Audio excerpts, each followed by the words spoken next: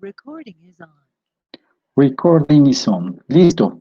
Bueno, les venía diciendo esta clase de hoy, 19 de junio, ya nos vamos acercando un poco al final de nuestro curso.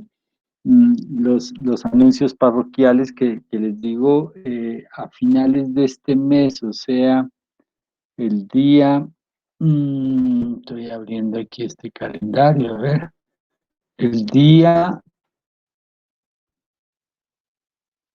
pues ya nos queda el próximo, el día 26 de julio, o sea, la próxima semana haríamos nuestro examen.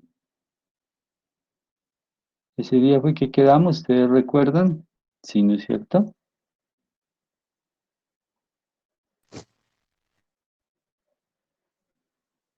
Ese sería el último trabajo, ¿verdad? ¿Cómo? Perdón, no le copié. Ese sería el último trabajo, ¿verdad? Sí, señor, el último. Ah, muchas gracias. Profe, ¿junio o julio? Yo no, ¿Entienden?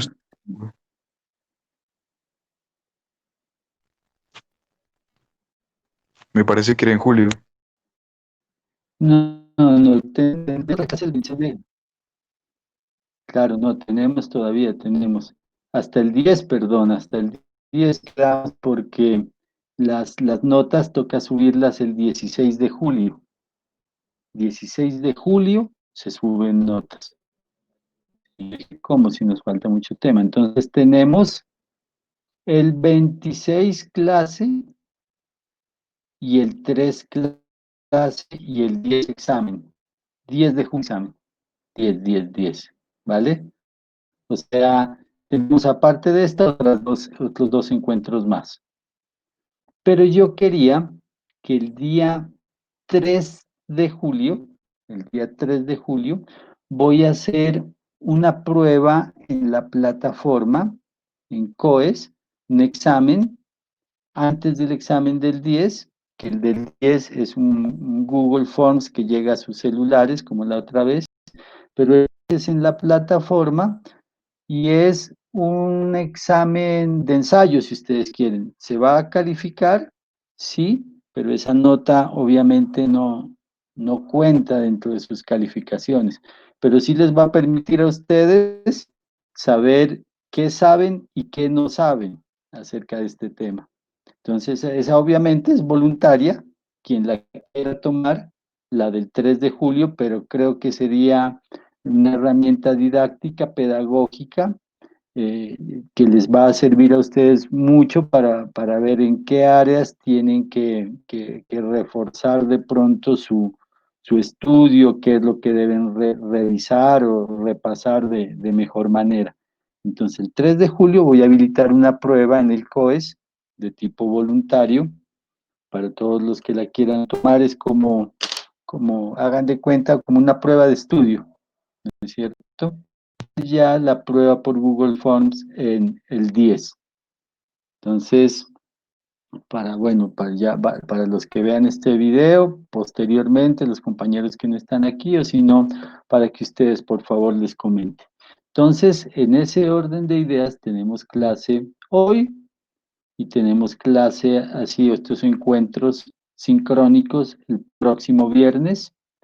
Y tenemos la prueba en el COES el 3 y el Google Forms el 10. ¿Listo? ¿Estamos de Listo, acuerdo? profe. Sí, profe. Bueno. Y ustedes quiero que me cuenten en un minuto y yo les voy a pedir un favor de que muy brevemente cada uno de ustedes, para que quede aquí en la grabación y para un registro que estoy haciendo, primero que me prendan la cámara un momentico para tomar una instantánea, para poner en mi informe un momentico, 15 segundos, yo hago una captura de pantalla, ustedes me dirán si ahorita o más tarde, y que muy brevemente me hagan un comentario de su percepción de cómo ha sido el desarrollo de este asignatura de epistemología y pedagogía. Yo en estos escenarios, pues no, en realidad no les he dado mucho el espacio para esta participación. Ustedes se han expresado y de muy buena manera, diría yo, en los foros y a través de los ensayos, cosa que los felicito y les agradezco, pero en estas interacciones que hemos tenido en estos escenarios a través de estas videoconferencias no hemos podido interactuar mucho. Entonces yo quiero que de forma breve cada uno de ustedes, por favor, me comente cómo ha sido su percepción del desarrollo de este curso, qué le podríamos aportar ya para próximos escenarios que me sugieren que mejore para la atención que pueda brindar como docente, pues ya a otros compañeros de ustedes. Entonces, yo tengo acá, pues estoy viendo los nombres, los voy a ir mencionando y cada uno en forma muy breve le pido por favor que me haga un comentario. Voy a empezar con Jocelyn.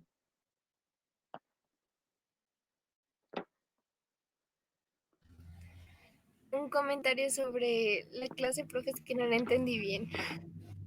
Sí, un comentario de cómo hemos llevado la materia de epistemología y pedagogía pues en estos escenarios de confinamiento. Pues desde mi punto de vista, a mí me ha parecido muy bien cómo hemos trabajado por el hecho de que hay diapositivas en las que nos podemos apoyar, aparte los videos de las clases explicando y pues algunos que no hemos podido asistir tenemos eso de que podemos ver las clases. Y no sé, me ha parecido muy bien la clase en general. He aprendido bastante y he recordado muchas cosas de el colegio que me explicaban. Entonces me ha parecido muy chévere. Ah, bueno. ¿Tú eras normalista? No, ¿No? Ah, ya. Bueno. ¿En qué colegio estudiaste? yo estudié en el María Goretti. Ah, bueno, pero el Goretti hablan bastante de pedagogía también. Sí, sí, Sí, sí. demasiado. Ujú. Bien, muchas gracias. Tengo a María Camila. Eh, Hola, profe, buenos días. Buen Un día. comentario sobre la clase. Pues igual que a mi compañera, creo que me ha parecido muy interesante, muy fácil, la verdad. O sea, hemos aprendido bastante y creo que gracias a usted nos ha facilitado muchas cosas, nos ha explicado cuando hemos tenido dudas. Entonces es una de las cosas que uno agradece y pues sí, hemos avanzado harto y eso pienso yo, profe. Vale, gracias. Gracias. José Mora. Pues, profe, por mi parte, la verdad sí opino igual que las anteriores compañeras, porque, porque sinceramente sí he aprendido nuevos conceptos, nuevos conocimientos y la verdad, pues eso es como gratificante para mí. Y, y la verdad, también usted ha sido flexible en cuanto a los trabajos.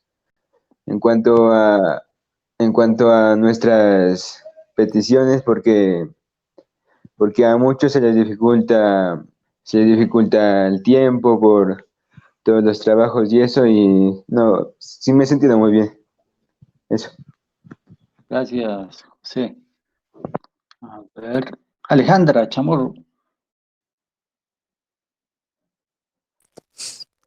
Profe, pues a mí me ha parecido que sí hemos aprendido bastante y me ha gustado pues que cada vez que teníamos una duda usted nos la resolvía y muy bien ha estado la comunicación y como decían pues las diapositivas como, como una base y después usted explicaba y teníamos también las grabaciones de los videos. Me ha parecido muy bien y sí hemos aprendido bastante. Ah, bueno. Alejandra, ¿sí ha podido estar en todas las charlas o hay algunas en las que no? Sí he estado en todas. Bien, gracias. Sebastián Mezquita. Buenos días. Buen día. Por mi parte, yo he logrado estar en todas las reuniones y me ha parecido bastante flexible en cuanto a la facilidad para entregar los trabajos con las fechas cuando, por ejemplo, se nos cruza con otra materia. Y también me ha gustado la manera de enseñar porque aparte de tener diapositivas, también contamos con la grabación de la clase. Vale, muchas gracias. David Delgado. Em, Pues yo tal vez no sea el mejor para hablar de cómo están las clases porque no he podido conectarme a la mayoría. David, recientemente has estado. Sí, a las primeras tuve muchos problemas para conectarme, pero igualmente pude mirar las grabaciones y me parece que ha estado muy bien la forma en la que explica los temas y sí, sí hemos aprendido bastante. Bueno, David, ahora ya tienes más acceso a conectividad. Sí, ahora sí, profe, pero ya para qué, ¿no? No, pero... Ve, ¿y vos estás acá en Pasto o dónde? Sí, estoy aquí en Pasto, pero al principio tuve muchas complicaciones para conectarme a las clases. ¿Y cómo te va con las otras materias? Bien, también tuve problemas al principio, pero pues ya a la mitad del semestre, por decirlo así, ya pude arreglar las cosas. Bueno, vale, bien. Bien, gracias. Juan Pablo, No, pues, profe, como le digo, todo, yo no he sentido, pues, dificultades aquí en las clases, como tales, me he sentido bien, eso vale. lo puedo decir, no sé qué más decirle aquí en ese sentido. Me he sentido bien en las Bueno, clases, he podido, pues, entenderle y pues, sí, eso. vale, gracias. Sofía Figueroa, comentario. Profe, pues a mí me parece muy importante esta materia de epistemología y pedagogía para, pues, para nuestro proceso y desarrollo como futuros docentes. Y me parece que aborda temas muy interesantes que, que nos ayudan mucho pues a aprender hasta de nosotros mismos. Y entonces, no, sí, pues a mí me ha parecido muy bien, pues he estado pues en casi la mayoría de las clases y me parece pues bien su método de enseñanza y pues la flexibilidad que es tan importante en estos, pues en estos momentos de pandemia a los que nos estamos acoplando apenas, entonces pues sí, me parece muy bien. Vale, Sofía, sí, esa palabra pues es el común denominador a nuestro ejercicio en este momento, ¿no? Y para lo que viene, ¿no? No sabemos, o sea, hasta ahora hemos manejado esta situación así, pero lo que viene todavía pues tiene mucho de incertidumbre, cómo será que vamos a iniciar el próximo semestre. Este pues es claro que definitivamente ya lo terminamos en este ejercicio de la virtualidad. La gran inquietud, la gran pregunta es cómo vamos a arrancar el próximo. Pero bueno, cada día trae su afán, como dice, vamos por lo pronto pues terminando este semestre. Aquí tengo alguien que no, bueno, esta persona, entonces después Milena, Bueno, profe, buenos días. buenos días. Pues yo también quiero resaltar igual como la importancia que tiene pues la materia en nuestra carrera, ¿no? Y lo bien que se ha llevado el manejo de los temas. O sea, no nos ha dejado en un proceso, o sea, en un proceso solos, individual, así completamente abandonado, sino que pues ha estado con nosotros en un acompañamiento constante, tipo que si tenemos dudas, inquietudes, pues usted ha estado ahí para resolverlas. De igual manera, ha sido muy flexible respecto a distintos puntos con los chicos de conectividad o con nosotros incluso con los problemas que hemos tenido, que muchas veces se nos acumulan trabajos, entonces ha sido muy flexible respecto a todo y pues eso, pues sí, agradecerle también por eso. Y no, la verdad es que me ha gustado bastante cómo se ha manejado la materia y ya. Vale, muchas gracias. Pues hay una gran responsabilidad con esta asignatura porque ese es el fundamento pedagógico, ¿no? De su proceso de formación y parte de mi tarea es como tratar de encantarlos, de enamorarlos por esa dimensión pedagógica que tiene su proceso de formación. Ustedes como próximos maestros, pues tienen que destacar ese componente pedagógico además del disciplinar. Entonces, ahora es una gran tarea como el inicio de estos elementos pedagógicos que posteriormente van a ir profundizando en su carrera cuando hablen de currículo, cuando hablen de didáctica, cuando toquen otros temas pues relacionados con la pedagogía. Muy bien. Manuel Guerrero. Sí, profe, muy buenos días. Pues mi opinión no es nada diferente a la de los demás. Creo que como estudiantes de licenciatura y en especial los que queremos ser profesores, prestamos mucha atención, ¿no? A nuestros profesores pues tratamos como de aprender mucho de ellos, ¿no? Aún así, pues, como dicen los demás, muy bien, me parece muy bien que usted, pues, que usted haya creado un grupo de WhatsApp para no estar con intermediarios, las encuestas, y muchas cosas más, como también la plataforma y la flexibilidad, que han hecho que, pues, la materia sea muy cómoda y se trate de hacer lo que se puede, pues, en medio de esta pandemia. Vale, muchas gracias. Sí, pues en realidad tenemos varios medios de comunicación, ¿no? Están estos encuentros, está la plataforma y está el grupo de WhatsApp. Agradecemos al representante que fue el que nos ayudó a construirlo. Ella es la juntadora, les digo yo, la administradora, y entonces ha sido una herramienta que ha ayudado bastante. Jonathan. Hola, profe, buenos Hola. días. No, pues yo creo que mi opinión es muy redundante, ¿no? Pero quería agradecerle, pues, por estar siempre disponible. Me han parecido unas clases, pues, em, completas y em, gracias por, pues, también por aclarar nuestras dudas. Creo que en esos momentos es como muy difícil. Pues a muchos profesores les ha costado, pues la verdad, estar como, como, como ahí, ¿se me entiende? Pero pues quiero agradecerle nada más.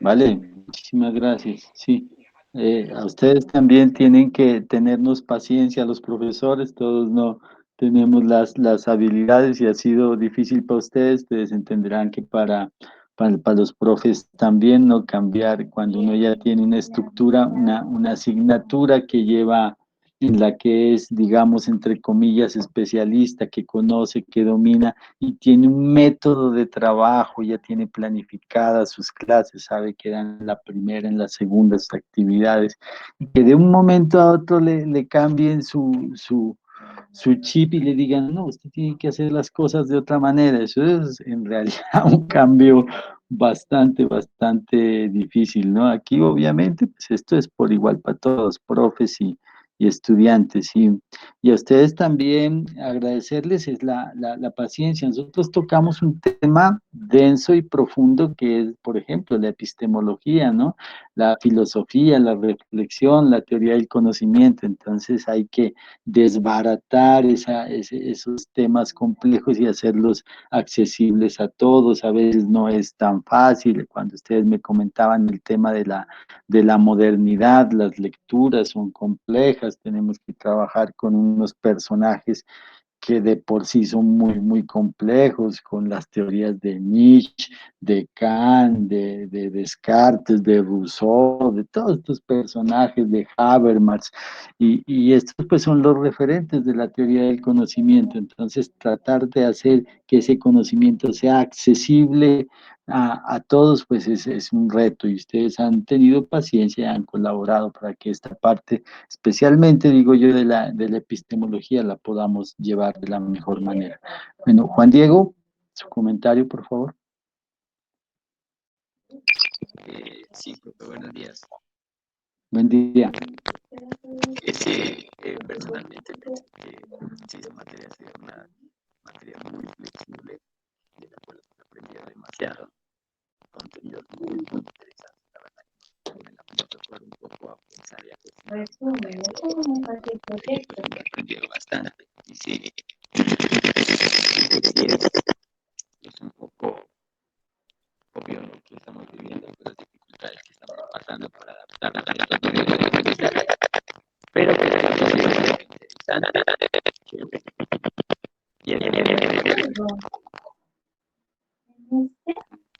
Vale, Juan Diego, ahí se me cortó un poco al final, pero bueno, alcancé a entenderte que has aprendido bastante, me alegro por eso. Y hay un compañero que no logro identificar, pero ya es el único que falta, entonces para que nos haga su comentario, se identifique por favor. Buenos Compañero o días. compañera. Hola, buenos Bueno, días. soy Luz Marina. Hola, Luz Marina. Quiero decir que no he podido asistir a todas las clases, pero he tratado y me han parecido pues agradables.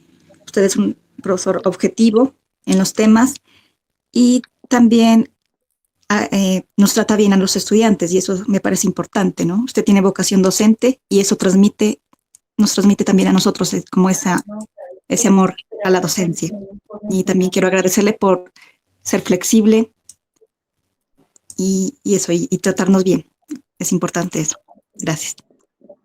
Vale, muchas gracias. Sí, obviamente, ¿no? El respeto por las personas que participamos del proceso educativo debe ser un principio orientador de todas nuestras acciones como docentes y qué bonito que lo traigas a colación porque pues no se enseña, o mejor dicho, la mejor forma de enseñar es con el ejemplo. Ojalá pues eso lo apliquen ustedes cuando tengan que trabajar con sus estudiantes y respeto por los estudiantes significa preparar muy bien las clases, tener la mejor disponibilidad de interactuar con todos los estudiantes, aceptar que todos aprendemos de una forma diferente, tratar de hacer el mayor esfuerzo para adecuar los espacios de construcción de conocimiento a las habilidades que cada uno de ellos tienen, y eso creo que la mejor forma de expresar el respeto por los estudiantes es hacer nuestro trabajo bien, hacerlo con profesionalismo, y eso implica pues un proceso de formación consciente como el que están haciendo ustedes aquí en la universidad. Ustedes están iniciando pues su proceso de formación como docentes y en la medida que lo hagan a conciencia, que lo hagan bien, pues podrán posteriormente ya en el ejercicio de su profesión ser los mejores docentes posibles, y ahí expresarán ustedes pues un gran respeto por sus estudiantes y ayudarán a cumplir esa misión tan grande que tenemos los profesores en la sociedad, ¿no? Que es precisamente la reconstrucción y la deconstrucción de estas estructuras sociales para ayudar a formar otras. Aquí hay un reto y una disyuntiva enorme en relación a la función que tiene la educación y que tenemos los maestros y que tiene esa institución social que se llama la escuela. Y es cuál es nuestro rol, les decía yo en una clase pasada, o cuál es el rol de esa institución escolar a la que nosotros pertenecemos. Bueno, primero decir que la escuela es una institución social, les decía yo antes, como lo es otra institución social, la familia, como es el Estado. Somos una institución social, la escuela. Y a la escuela nosotros en la escuela desempeñamos un rol fundamental, los docentes, obviamente, somos los agentes de transformación y cambio. Otro agente de transformación y cambio en esa institución social es el estudiante, obviamente, pero además está todo ese concepto de la comunidad educativa de que habla la normatividad en Colombia, donde además están padres de familia, sector productivo, los directivos, administrativos, etcétera. Pero desde el punto de vista pedagógico, tanto docentes y estudiantes, somos como ese eje fundamental. Y la escuela entonces tendría una función que nosotros debemos analizar y posteriormente decidir. Ese rol que yo voy a jugar como docente en esa institución social está destinado a perpetuar el establecimiento, o sea, a hacer que todas las cosas sigan igual como siguen, que en realidad es lo que quieren los poderosos. Por eso los poderosos, los que determinan el curso de las vidas de la mayoría de las personas, quieren tener el control sobre la educación. ¿Para qué? Porque en la medida que puedan tener el control sobre la educación, pueden garantizar que el establecimiento, el establishment, se perpetúe, que continúe igual. Pero aquí los docentes tenemos ese rol y esa decisión que es personal en un principio, de decidir si le apostamos a ese juego o le apostamos al hecho de que es necesario transformar esta realidad. Si nosotros creemos que todo está bien como está, pues podemos seguir con el hecho de perpetuar el establecimiento. Pero también es la posición de muchos maestros que compartimos la idea de que tenemos un rol trascendental en la sociedad y es el rol de ayudar a construir una nueva conciencia, una nueva ciudadanía que permita a la próxima generación ser diferentes.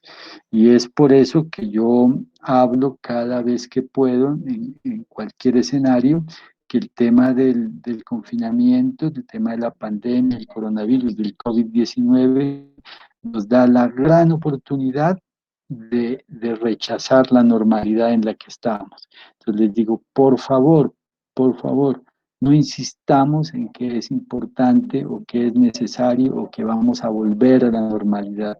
Esa normalidad es la que nos tenía en una crisis social y educativa muy grande. Lo que tenemos que construir es una nueva normalidad. Y para construir una nueva normalidad, un elemento fundamental está en la escuela como institución social, ahí donde se forman las generaciones, no del futuro, sino las generaciones del presente para el futuro.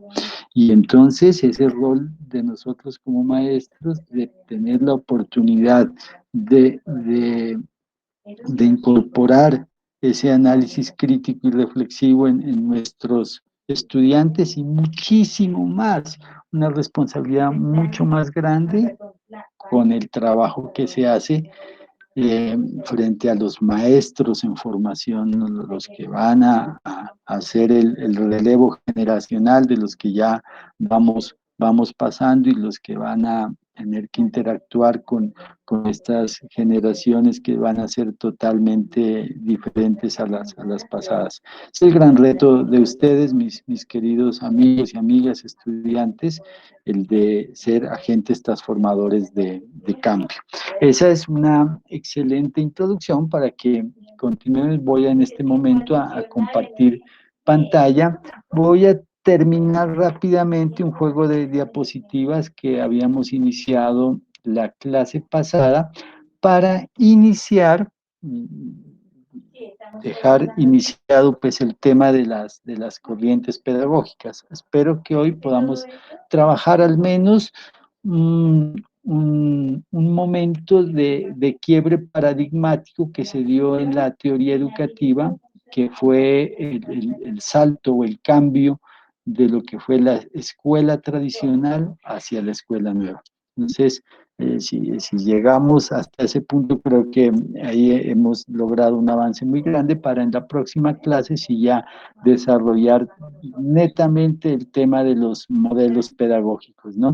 Estos temas darían para para todo un curso de doctorado. De hecho, hay doctorado en educación o maestría en educación, como la que yo hice. Nos pasamos toda la maestría hablando de estos temas de la educación y entonces a veces me parece un poco difícil lograr conciliar tantos temas, tantas aristas que tiene esto en pocos minutos. Pero bueno, vamos a hacer el mayor esfuerzo y con el consuelo de que sé que ustedes van a tener otros escenarios de trabajo y de discusión en su proceso de formación, en los cuales van a hablar de estos temas pedagógicos. A veces me preocupa y trato como de abarcar todo en el curso, pero recuerdo, bueno, ustedes van a ver otras materias donde seguramente irán avanzando en ese tema de formación. Entonces, sin mayores palabras, voy a compartir mi pantalla para ver las diapositivas. Entonces, aquí están viendo una diapositiva que dice los 4 pilares de la educación. ¿Me confirman? Hola, hola. Sí, profe. Sí, Sí, se ve. Vale. Sí, profe. Bueno, muy bien. El señor que ven ustedes en la parte superior derecha es un caballero que se llama Jacques Delors, ¿no? De él ya les he hablado en ocasiones anteriores. Este señor fue encargado por la Oficina de las Naciones Unidas para la Educación, o sea, la UNESCO, de elaborar un documento en el que se sientan los 4 pilares de la educación. El documento que él elaboró se llama La educación encierra un tesoro, ¿no? Les he dicho que es un librito que ya forma parte de la cultura general de todos los maestros, aprender y conocer este documento. La educación encierra un tesoro de Jacques Delors. Y entonces él hizo un aporte que ha transformado la forma de enseñar en los últimos años. Nosotros, hoy en día aquí en Colombia, estamos trabajando bajo el modelo que se conoce por competencias y les he dicho, bueno, no solo en Colombia, sino en la gran mayoría de países del mundo estamos bajo esa estructura educativa. Y él construyó lo que se llaman los 4 pilares de la educación, que no son otra cosa sino las competencias, ¿no? Aprender a conocer, aprender a hacer, aprender a convivir y aprender a ser. Esos son los 4 elementos alrededor de los cuales está estructurado todo el proceso educativo de nuestro país y en general del mundo. Ya les he explicado también que esto tiene, bueno, a esto no lo voy a categorizar como bueno o como malo, esa es una realidad. Sin embargo, como nosotros lo que aspiramos es a ejercer un espíritu crítico y reflexivo alrededor de nuestra realidad, lo que sí hay que decir que forma parte de un modelo de expansión cultural, ¿no? De homogenización cultural que pues como todas las herramientas culturales puede ser bien utilizada o mal utilizada. El ejemplo clásico que colocamos es el de una herramienta como el cuchillo. Un cuchillo puede utilizarse para preparar alimentos, pero puede utilizarse también para quitarle la vida a alguien. Entonces, el cuchillo no es ni malo ni bueno, sino la forma como utilicemos la herramienta. Las competencias tienen esa misma característica, tienen su origen en una necesidad que vio la sociedad en un momento de que todos, en todas partes, pudiéramos conocer como las mismas cosas, ¿no?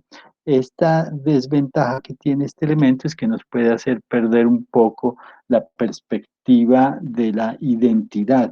Entonces dije, ¿por qué yo tengo que aprender aquí en el Pasto, en Nariño, en Colombia, lo mismo que aprende un niño en Sao Paulo, Brasil, o lo mismo que aprende un niño en Ontario, Canadá, o lo que aprende un niño en el África? Uno pensaría que no necesariamente. Otros dicen, mire, el conocimiento es uno solo, el conocimiento es universal y entonces es necesario que unifiquemos para el avance de la ciencia y la tecnología y el avance del conocimiento, que todos conozcamos lo mismo. Pero otros dicen, mire, pero ¿qué pasa con la identidad, con las cosmovisiones? un niño de la etnia de los pastos, por ejemplo, decir, no, pues yo, mi visión del mundo, cómo yo entiendo las relaciones entre las personas, cómo entiendo las relaciones del hombre con su entorno, es muy diferente de lo que pueda entender un niño que está, por ejemplo, en Nueva York, en los Estados Unidos. Entonces, ¿qué pasa con esas cosmovisiones? Entonces, sin embargo, no podemos irnos ni a uno ni a otro extremo, pero debemos ser conscientes de esas posibilidades y tratar de conciliarlas. Sin embargo, como este modelo por competencias es el que está vigente, en el que trabajamos a todos los niveles de la educación, desde el preescolar hasta los doctorados, se basan en esta estructura funcional, pues lo menos que podemos... Uy, perdón, subió un gato aquí. Ay, vaya. Bueno, disculpas. Perdón, este gato. No me había pasado que un gato me interrumpa la clase y ya. Bueno, entonces las competencias pues son algo inherente en este momento en nuestro proceso educativo y debemos entenderlas, ya sea para decir que estamos de acuerdo con ellas o para poder argumentar en el sentido en que hay algunos elementos de esas competencias que de pronto no son los más convenientes. Entonces, esta diapositiva resume mucho de la teoría de Jacques Delors, que es en la que nosotros estamos, en la que se ha sustentado los sistemas educativos de nuestro país.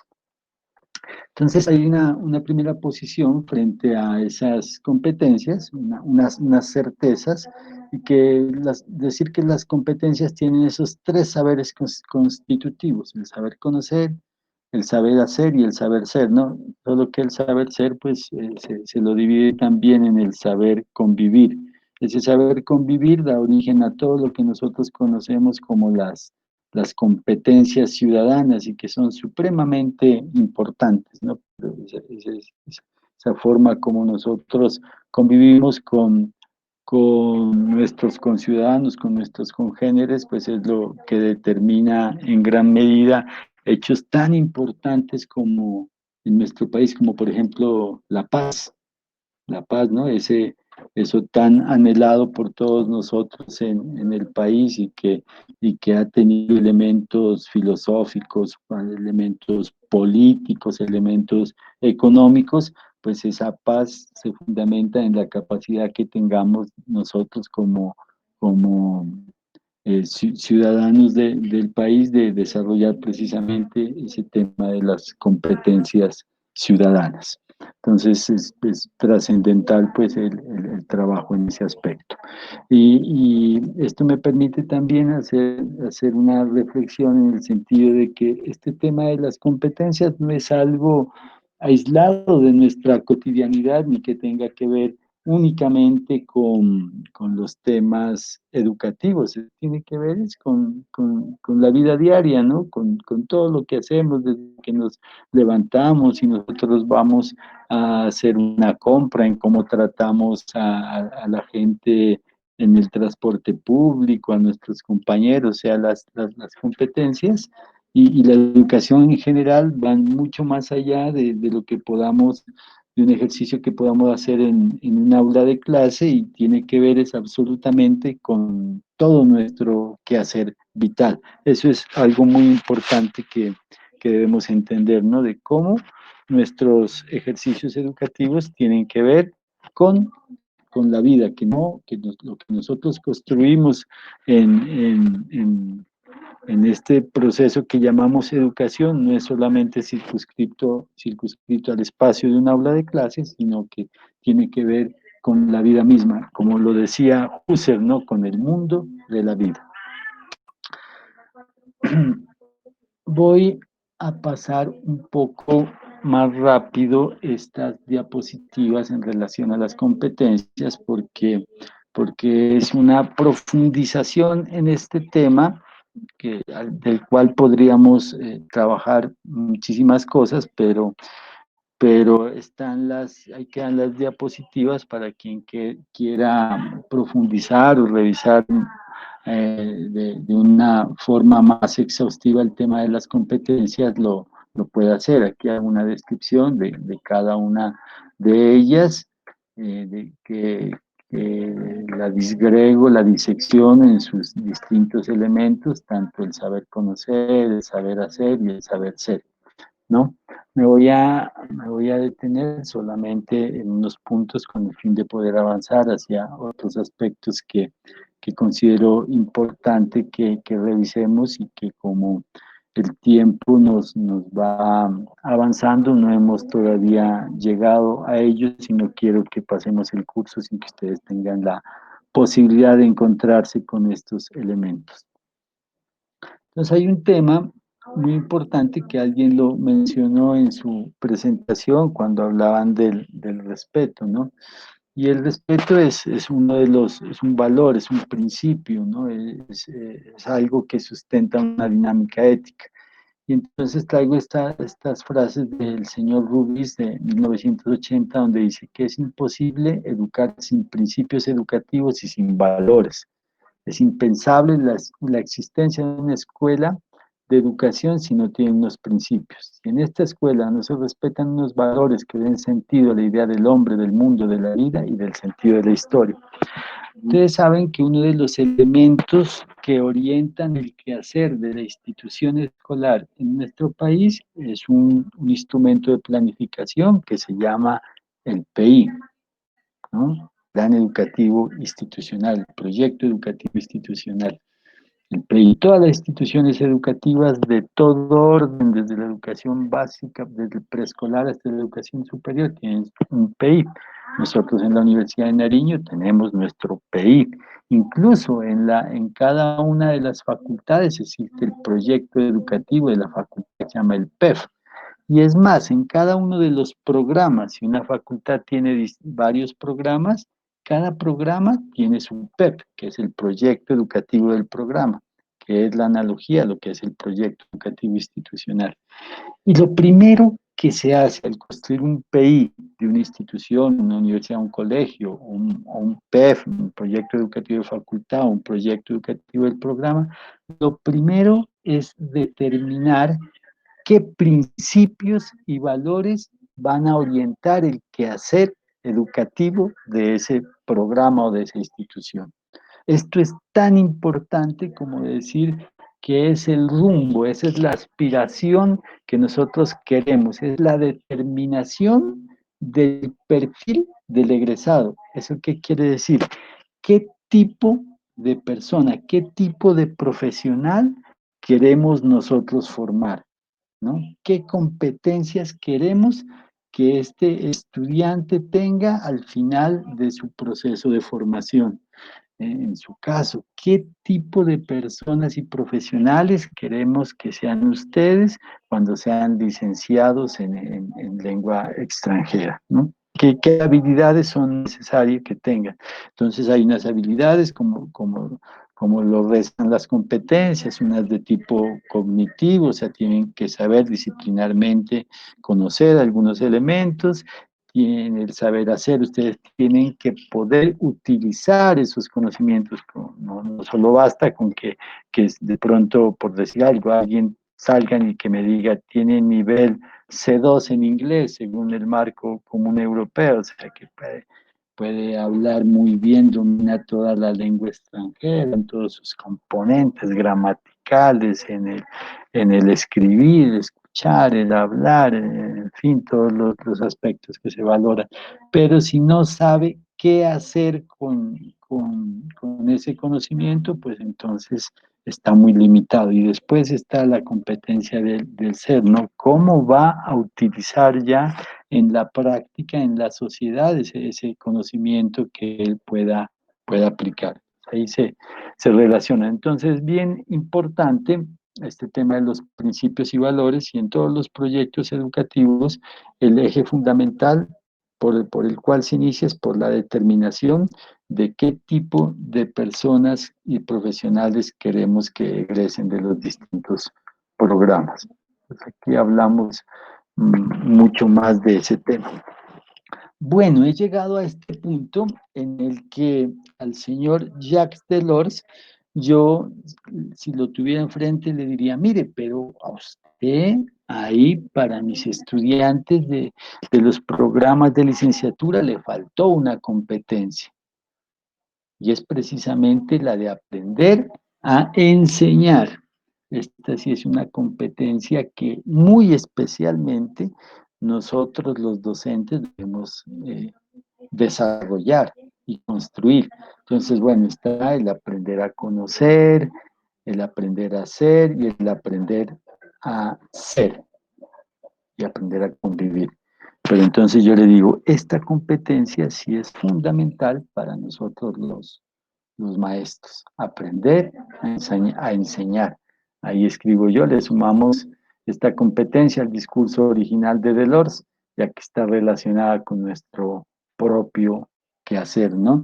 Y aquí les quiero recordar que hay algo que se llama la atención, disciplina, pedagogía. Una atención más no contradicción, ¿no? Porque son dos elementos complementarios, no se debe entender la palabra tensión como contradicción, pero sí una especie de tire y afloje en los programas de formación de maestros, de todos los programas, de cualquier área de las ciencias sociales, licenciados en ciencias sociales, licenciados en matemática, en lengua extranjera, en ciencias naturales, en lengua castellana, en física, en educación física, en religión, en inglés, en lo que ustedes quieran, siempre hay la tensión en el proceso de formación relacionada entre lo disciplinar y lo pedagógico, ¿no? Entonces hay unos programas de licenciatura que hacen un énfasis más en lo disciplinar y otros más en lo pedagógico, en unos donde se le da más importancia al conocimiento en sí mismo y otro pues a las mediaciones pedagógicas. Unos que tienen en cuenta esta competencia que yo he señalado ahí del aprender a enseñar y otros que no la tienen tan en cuenta, ¿no? Bueno, esa es una inquietud que dejo ahí sobre el tintero y que todos pues ya desarrollaremos de pronto en otro espacio. Esto se trabaja mucho con los colegas en las asambleas de profesores cuando se están definiendo, por ejemplo, las mallas curriculares, en las cuales obviamente participan también ustedes los estudiantes a través de los representantes estudiantiles, especialmente en los comités curriculares, cuando se hacen las adaptaciones a los planes de estudio, ahí surge mucho este tema de la atención, disciplina, pedagogía. Entonces, unos docentes, unos estudiantes dicen, mire, pero es que en este plan de estudios falta más trabajar estas asignaturas y entonces se van más por lo disciplinar, dice hay que meterle más temas de inglés, más gramática, más qué sé yo. Y otros dicen, no, pero aquí falta en este proceso de formación de estos profesionales que involucremos más contenidos y más habilidades en la forma en que estos docentes en formación van a realizar la construcción de conocimientos, que los docentes tienen que tener mayor empatía con los distintos contextos y con las distintas formas de aprender de los estudiantes, en fin. Entonces, este es un elemento que quiero que ustedes sean conscientes de él. Aquí pues no estamos diciendo la última palabra, diciendo que es mejor o peor, porque no existen recetas ni fórmulas mágicas y lo que pueda servir para un programa en un contexto específico seguramente no va a servir para otro programa en otro contexto, ¿no? Esta tensión debe seguir existiendo y las definiciones las debe tomar la misma comunidad educativa en relación a las necesidades que plantee la sociedad en un momento dado. Es una tensión que no vamos a superar. No, les dije, voy a avanzar. Quería que no dejemos pasar este concepto de didáctica, ¿no?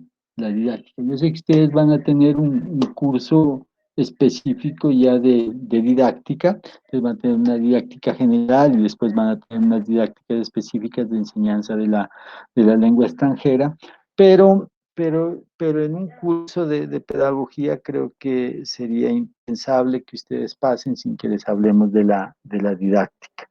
El primero que mencionó este término fue el señor Comenio, por allá en el siglo XVI, a través de un libro que es emblemático y paradigmático para todos los que trabajamos en el sector de educación, que se llamó La Didáctica Magna, ¿no? Y entonces fue la primera vez que se empezó a hablar desde el punto de vista de la educación del hecho de que había que profesionalizar la labor docente, ¿no? En donde se elevó a nivel de ciencia el hecho de que hubiera unas personas dentro de la sociedad dedicadas a enseñarles a otros, a las nuevas generaciones, todo el acervo cultural y científico que se había desarrollado por el hombre desde los inicios de la humanidad.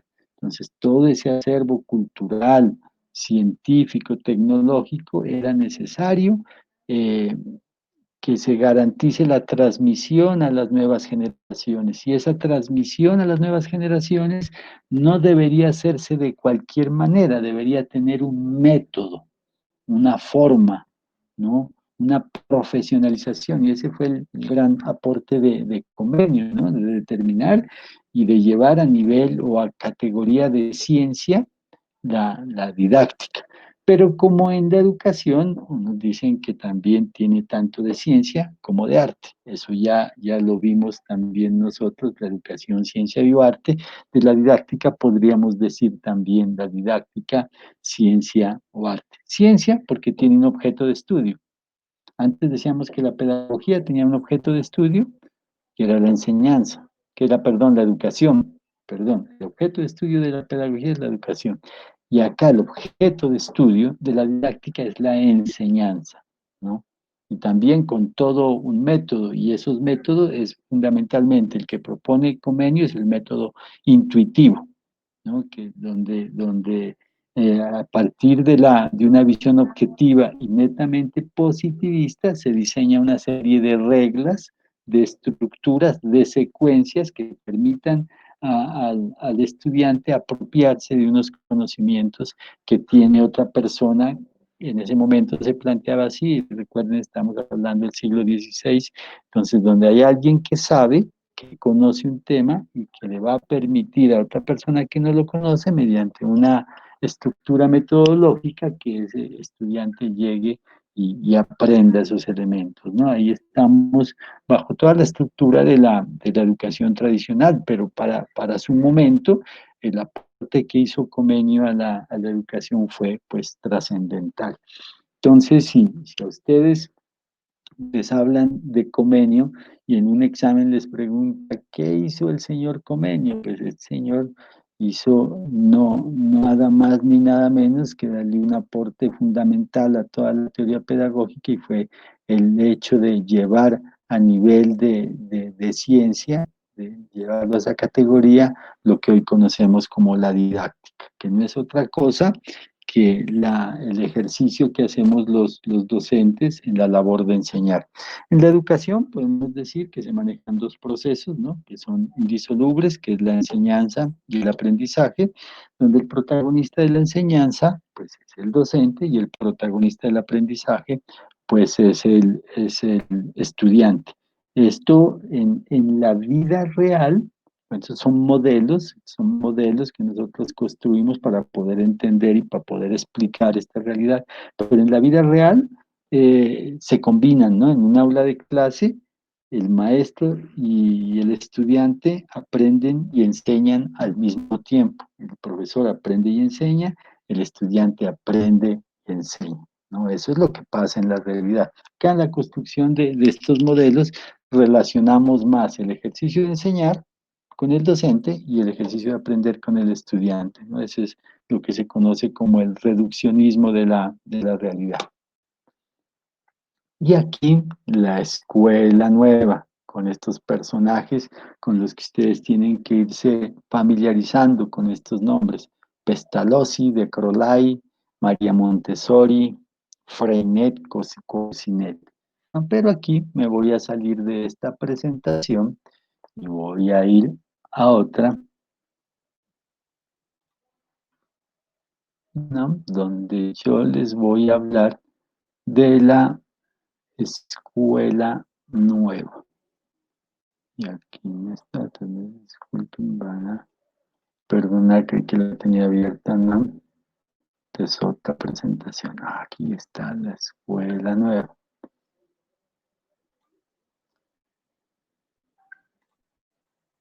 ¿Me confirman que ven una diapositiva que dice la escuela tradicional? Sí, Vale. profe.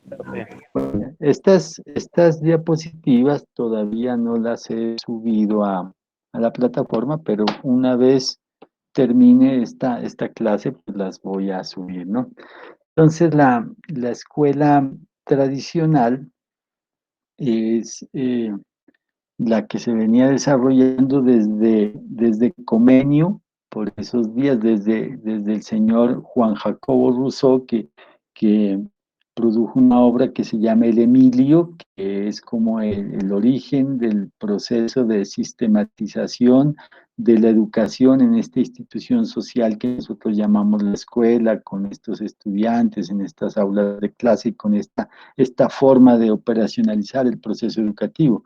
Bueno, ya hay educación desde hace muchísimos años antes, ¿no? Y tenemos que ser reiterativos y volvemos a nuestros famosos griegos. Ya Platón en sus diálogos tenía ahí sus discípulos y ellos enseñaban en una forma un poco diferente, ¿no? En relación a lo que era la cultura griega, que era muy exclusiva, ¿no? Solo algunos tenían derecho de participar de los procesos de formación, ¿no? El conocer sobre matemáticas, sobre filosofía, sobre astronomía, sobre historia, eso era un privilegio al que solo accedían muy pocos miembros de la sociedad griega. Por ahí estaba Platón, pues Aristóteles y todos sus nombres emblemáticos que le han aportado tanto y que en cierto modo nos han limitado tanto también en el desarrollo del conocimiento, de la ciencia. Ya había esos ejercicios de enseñanza,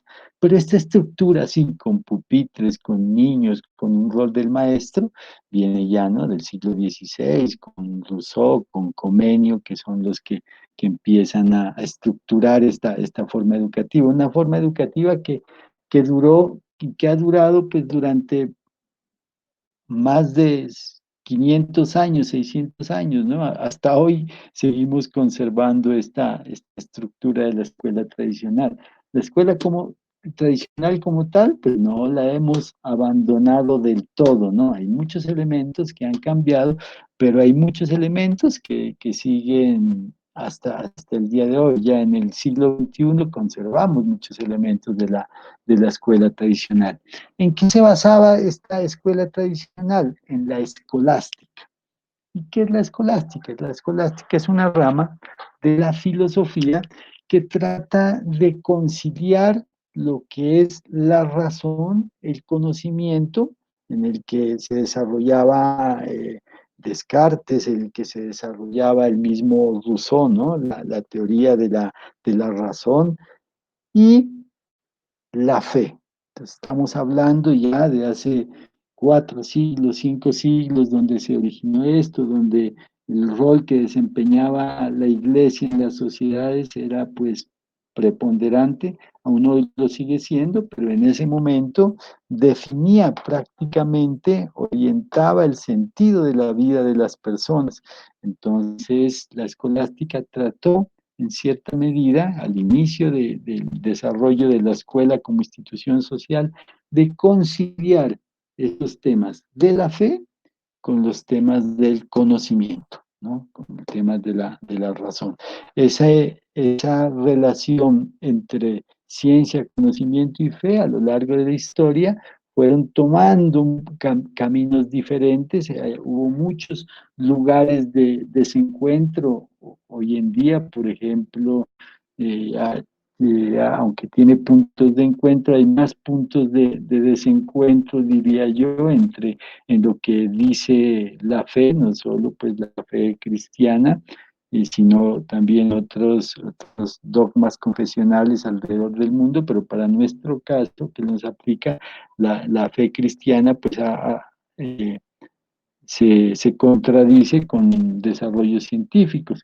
A lo largo de la historia, pues son conocidos, por ejemplo, la teoría de la evolución de Darwin, ¿no? Entonces, cuando aparece Darwin con su teoría de la evolución, eso reñía con, con lo que decía la fe cristiana, en el sentido que Dios creó al hombre, que una entidad, una deidad fue la que a partir prácticamente de la nada, con un soplo divino, creó al hombre tal como lo conocemos hoy en día, en contraposición pues a la teoría de la evolución que dice que nosotros somos producto de un proceso de desarrollo evolutivo de miles de años que empezó con unas bacterias en unos charcos, que se empezó a desarrollar la vida primero en el agua, que después hubo una vida anfibia que mezclaba agua-suelo, hasta que pues, salieron pues ya unos animales a vivir en tierra firme, y a partir de ahí pues surgió la vida humana y la inteligencia. Entonces esa es un ejemplo de puntos en que la razón y la fe se distanciaban, pero en ese momento la escuela se fundamentó en la escolástica, y la escolástica entendida como esa pretensión que tuvieron los primeros fundadores de la institución escolar de conciliar la razón y la fe, ¿no? Entonces había el misticismo por un lado, que es todo lo que está relacionado con la fe, y el otro era la dialéctica, ¿no?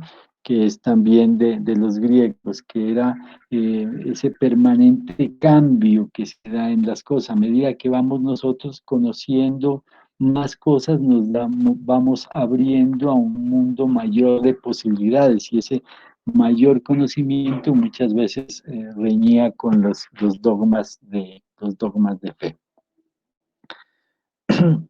¿Qué características tenía esta escuela? Que el profesor es el modelo a imitar y a obedecer, ¿no? Lo que dice el profesor era absolutamente cierto, y no daba lugar a ninguna controversia. Y como les digo, pasa hasta el día de hoy en muchísimas instituciones escolares. A mí me pasaba, yo les comentaba alguna vez, incluso con mis hijos, ¿no? Yo los ayudaba en sus tareas de ciencias o de cualquier otra materia, y alguna vez mi hija llegó con un comentario y yo le corregía, le decía: no, mira, eso no es así, eso está mal. No, digo, es que eso me lo enseñó mi profesora y eso es así. Tú no sabes, la profesora es ella. Yo le digo, pero yo también soy profesor. Les digo, no, diría, pero papá, tú no sabes, esto lo dijo la profesora y eso es así. Entonces, si lo dice la profesora especialmente para unos niños, eso es una verdad absoluta, porque nosotros conservamos esa todavía de la escuela tradicional, aunque se la ha vilipendiado y hemos querido transformarla, y hay muchos comentarios peyorativos, negativos alrededor de lo que es la escuela tradicional, todavía se siguen manteniendo, forma parte de nuestra estructura, ¿no? Hay muchas cosas que cambiar todavía al respecto, pero para bien, podríamos decir que un profesor que haga muy bien las cosas, que maneje toda su estructura ética y de valores, pues no está mal que un estudiante lo mire como referente. Por eso es una responsabilidad que tenemos los que nos dedicamos a esta profesión, pues de entender cuál es nuestra posición, porque los estudiantes, querramos o no, en algún punto nos van a ver como sus referentes, ¿no? Y muchísimo más cuando las personas con las que trabajamos nosotros son niños y niñas, ¿no? Son jóvenes, porque en su proceso de formación, de construcción de su personalidad, de construcción de su propio marco valorativo, pues los docentes se convierten en un referente fundamental. De ahí, pues la enorme responsabilidad que tenemos como docentes. Acá el estudiante pues tenía un rol pasivo, estaban ahí callados, entre más calladitos el estudiante, se decía que era un mejor estudiante, entre más obediente, entre mejor repitiera las instrucciones del profesor, un mejor estudiante. en muchos aspectos, eso, como les digo, no ha cambiado. Ustedes recuerdan pues su rol de estudiantes en su escuela, en su colegio, inclusive en la universidad, diría yo, sin temor a equivocarme, muchos de estas características de la escuela tradicional se mantienen, ¿no? Tenemos ahí un rezago, esa escuela tradicional se resiste a desaparecer, se nos queda ahí pegado en muchas de nuestras acciones. Ya la responsabilidad que ustedes tienen, mis queridos maestros en formación, es tratar de ir abandonando lo más que se pueda este ejercicio que fue importante en su momento. Hay que recordar que todas las cosas tienen su momento histórico, ¿no? En el momento histórico en el que se dio y en el que nosotros logramos la democratización del acceso a la educación, es decir, ustedes ven en esta aula de clase una cantidad de niños, nosotros pasamos de esa etapa de los griegos en que solo la élite tenía derecho a ser educado a un momento en que al salón de clase, pues iba todo mundo, ¿no? En el salón de clase usted podía encontrar de todas las condiciones sociales. Ustedes mismos evidenciaron seguramente eso en sus salones de clase de la escuela primaria, el bachillerato, de la universidad, así como habrá estudiantes con más limitaciones económicas, otros de pronto no las tienen tanto y algunos posiblemente sean bollantes, tengan muchos recursos económicos. Entonces dio la posibilidad de que la institución escolar se democratizara, entonces que todo el mundo tuviera acceso. Ese fue uno de los grandes logros que debemos reconocerle a Comenio, ¿no? Algo por lo que él luchó y por lo que debemos recordar. Muchos critican en que no, que esa escuela positivista, que de repetitiva, que instruccional, que autoritaria, puede decir todo lo que digan, pero el gran aporte de Comenio fue el de convocar, allá en Francia, en Inglaterra, dijeron, no, mire, aquí todos los niños deben ir a la escuela, todos los niños deben ir a la escuela y ese fue su caballito de batalla y algo que le tenemos que agradecer a Comenio. Entonces él logró que en ese momento los reyes y después eso se institucionalizara en la república, de que fuera esa obligación de que todos los niños deben ir a la escuela. Hoy en día, por ejemplo, aquí en Colombia es obligatorio, no es ley. Es una ley de la República. Todos los niños deben ir a la escuela. Ya no es que los padres los quieran mandar o no, es obligatorio. Es una responsabilidad de la sociedad y eso se lo debemos a Comenio y eso pues viene desde allá, desde la escuela tradicional. Entonces esta escuela tradicional que ha sido tan descalificada, pues tiene sus aportes y hay que ver las cosas en perspectiva histórica, ¿no? En su momento, esto era lo que había y esto fue bueno. Lo que no podemos decir es que las cosas no evolucionen y hoy en día pues no podemos conservar y mantener el hecho de que el estudiante, por ejemplo, tenga un rol pasivo en su proceso de enseñanza-aprendizaje. En ese momento la disciplina y el castigo se consideraban fundamentales. Yo recuerdo inclusive, yo no es que sea tan viejo, yo tengo 51 años, pero yo recuerdo que en las épocas de colegio, de escuela, más bien yo inicié mi proceso de formación en la Escuela Normal Nacional San Carlos del municipio de La Unión. Allá hice hasta segundo de primaria y después vine a estudiar mi primaria en la Escuela Normal Nacional de Occidente, o sea, la Escuela Normal de aquí de Pasto, hice hasta el quinto de primaria, después ya estudié mi bachillerato en el colegio javeriano, pero recuerdo en la escuela, los papás les decían a los profesores, vea, aquí le dejo mi niño y por favor, si tiene que pegarle, péguele y castíguelo duro para que el niño sea un buen hombre, para que se construya en un buen ciudadano. Los papás les decían a los profesores, vea, a este niño, por favor, castíguemelo para que sea juicioso. Vaya hoy en día, por ejemplo, un profesor a pegarle a un estudiante. Ustedes saben el problema tan grande que eso se convierte. Es más, ahora ya la ley protege a los niños y ni siquiera los papás les pueden hacer castigo físico a los estudiantes. Eso obviamente ha cambiado. Entonces, las cosas hay que verlas en su perspectiva histórica. Ese era un momento histórico particular. Hoy en día, pues es inconcebible, ¿no? Que nosotros vayamos y le peguemos un cascorrón o le jalemos las orejas a un estudiante.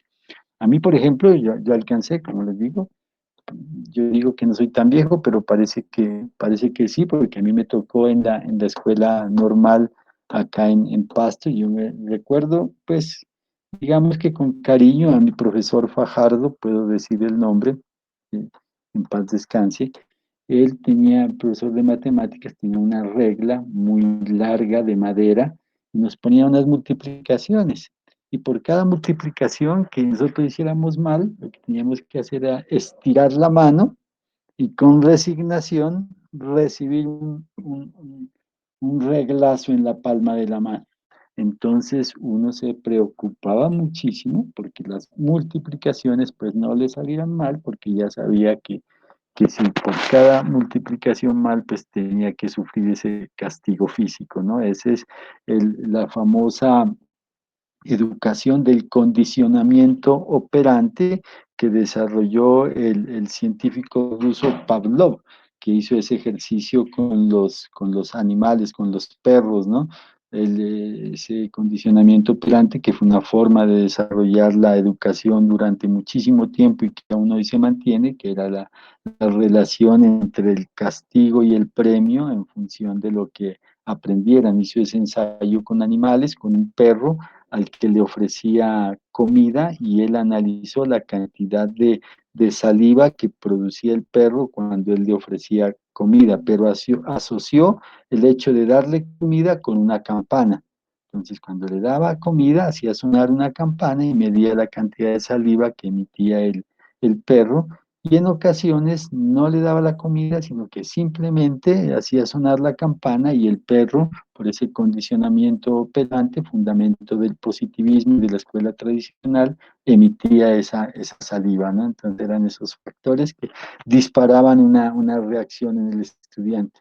Acá en mi caso, la reacción era estudiar y ver que esas multiplicaciones salieran perfectas, porque no quería que me pegaran pues esos, mi queridísimo profesor Fajardo, esos reglazos en la mano.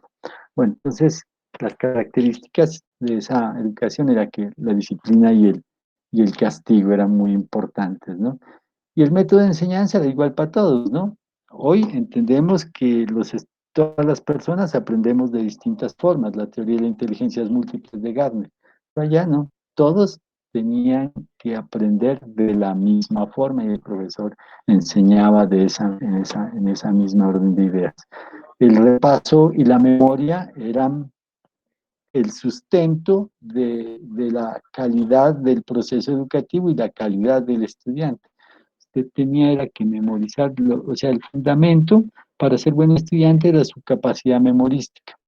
Vino una época en la que se desechó la memoria, dijo, no, la memoria no puede ser ya el sustento del proceso educativo, y se la descartó la memoria, ¿no? De las habilidades de pensamiento, no, todo tiene que ser comprensión, análisis, capacidad de relación de conceptos, y se la dejó la memoria abandonada. Pero hoy los últimos avances en temas de educación y pedagogía la han vuelto a rescatar un poco. Entonces dicen, no, mire, la memoria es fundamental, es importante, que hay que promover el desarrollo de las habilidades de la memoria como una de las habilidades del pensamiento, conjuntamente con las otras habilidades del pensamiento, como el análisis, la síntesis, la capacidad de relación, la capacidad de ubicar en contexto unas habilidades, en fin.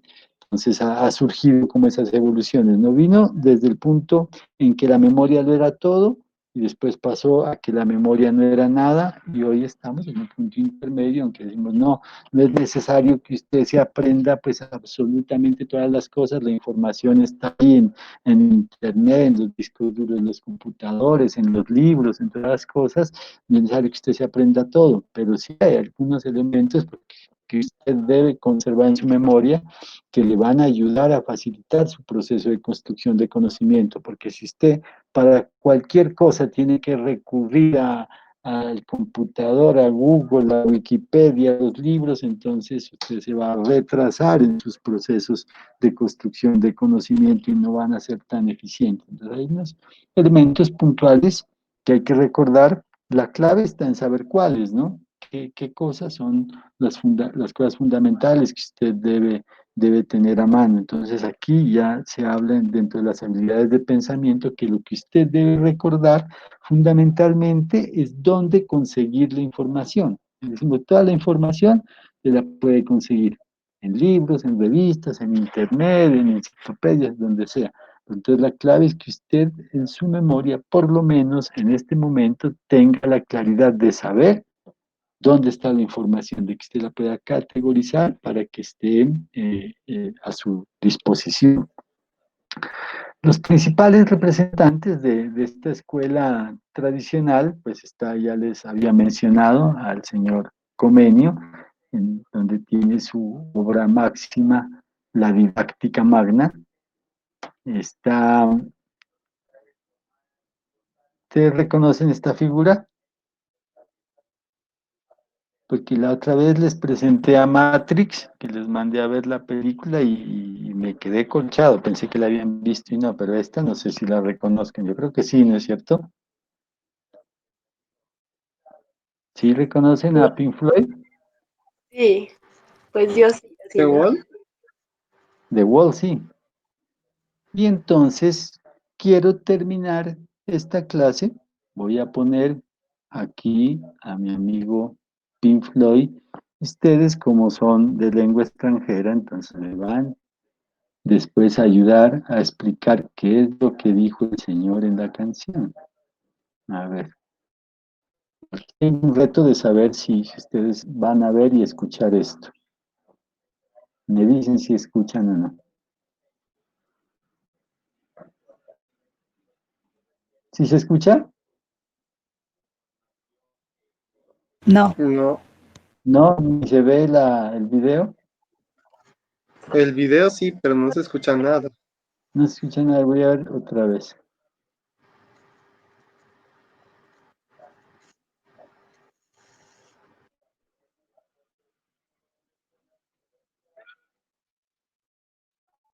No se escucha, entonces estoy haciendo aquí otro ejercicio. No, no se escuchó entonces, lástima. Si estaba dudando. Aquí hay algo que tengo que aprender todavía, no he podido compartir estos videos. Ah, pero hay otra opción. A ver, espérense un minutico, veámonos. Que este es ya el video lo había descargado yo aquí a mi equipo. Entonces, la otra.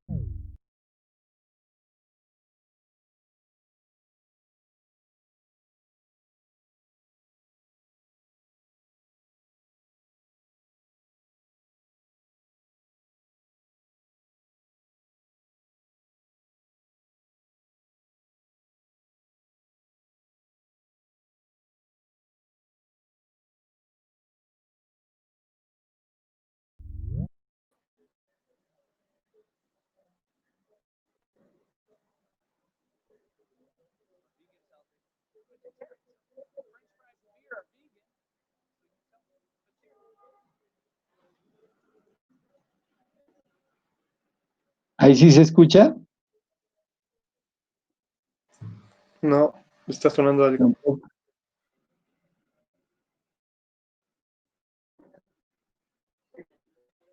¿Tampoco el video se mira o no? No. No se mira el video. Ay, es que no estoy, esperen, es que lento no estoy compartiendo la pantalla. Esperen.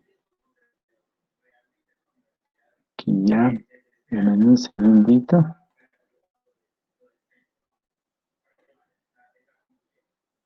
Ahí.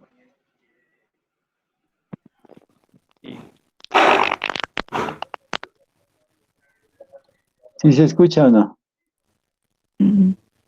No.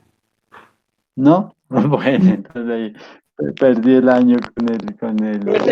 Entonces, una tareita, así como les dejé la tareita de ver The Matrix y la tareita de ver el video de The Wall de Pink Floyd, para que iniciemos la próxima clase haciendo un comentario al respecto. Bueno, ya nos cogió el día, pero creo que avancemos. Esto pues no es de ir a la carrera, lo más importante es que vayamos, las cosas que vayamos desarrollando, las vayamos apropiando de la mejor manera. Entonces, por favor, revisen el video de Pink Floyd. Lo que voy a hacer es colocar el enlace en el grupo de chat para que desde ahí miren el video de Pink Floyd y lo podamos comentar pues en la próxima, en la próxima clase, ¿no? Entonces, muchachos, pues nuevamente, gracias por su participación, por su asistencia a este encuentro y que tengan un buen viernes, un buen fin de semana. Ahora sí es el Día del Padre. Yo les decía que es que era la semana pasada, pero este fin de semana sí es el Día del Padre. Entonces, para que celebren ustedes a sus padres, quienes los tienen consigo, pero de todas maneras alguien conocemos a algún padre por ahí, sea hermano, amigo, tío o nuestros propios padres, ¿no? Tengan un buen fin de semana y nos encontraremos entonces dentro de 8 días, ¿no? Que estén muy bien. Hasta luego. Bueno, muchas gracias. Gracias, profesor. A usted.